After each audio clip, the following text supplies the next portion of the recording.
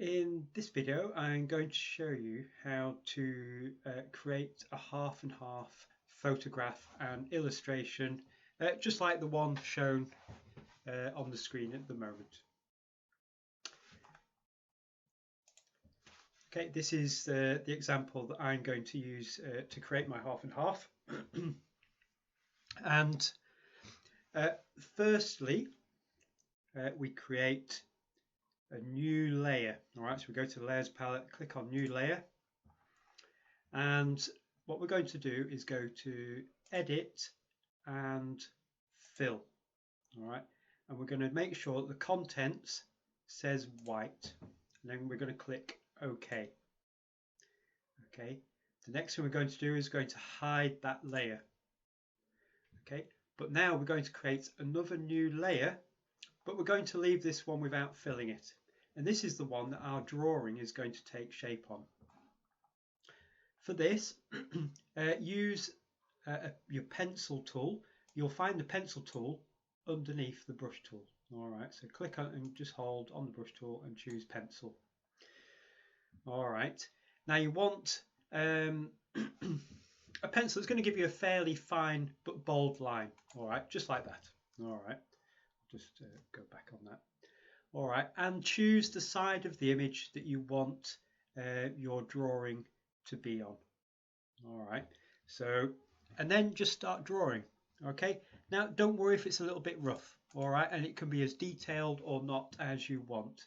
So I'm just going to start by drawing across the roof here.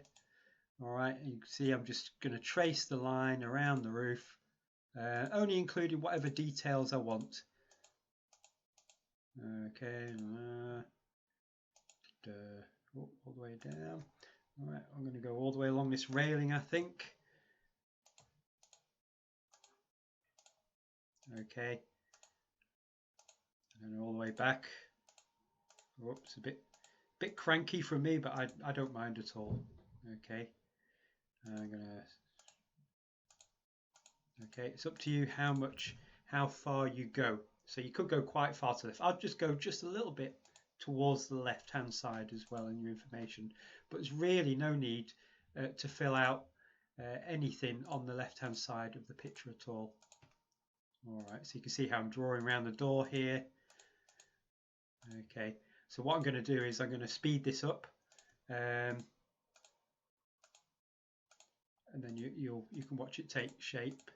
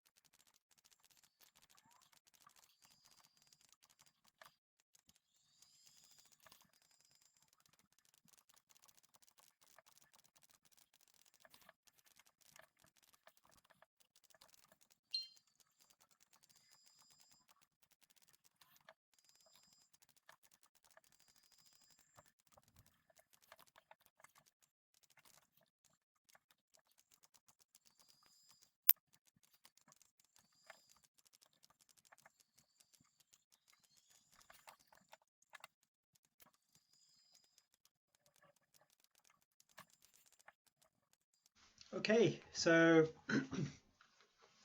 I've got to this point. I'll just point out a couple of things. I've just kind of made a cartoon version of the sky, and while you're doing this, you can turn the background off and on, just to see how it's coming along. Okay, and then you can decide if you want to add any more details to it that you might think will help with the picture. But I think I am fairly happy with how this looks now. So I'm going to create the finishing effects. Okay, so do you remember that picture we sorry, do you remember the layer we made earlier on? There you go, and we filled it with white. I want you to turn that on now. Okay, and we turn that on. Okay, and then you click the top layer, the layer you've just been working on, and the layer you've just turned back on now, that layer 1 that you filled with white before. Okay, you click on those, and then look, there's a little menu in the corner of the layers palette.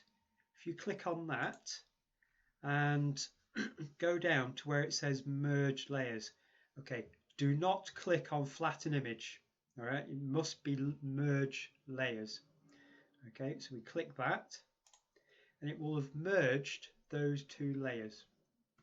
Okay, now the next important thing that we do is that we add a layer mask.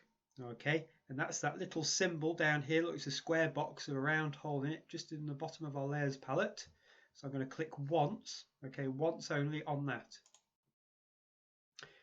Okay, now we're going to come over to the left hand side here and choose the gradient tool. All right, now sometimes the gradient tool is hidden under your paint bucket tool.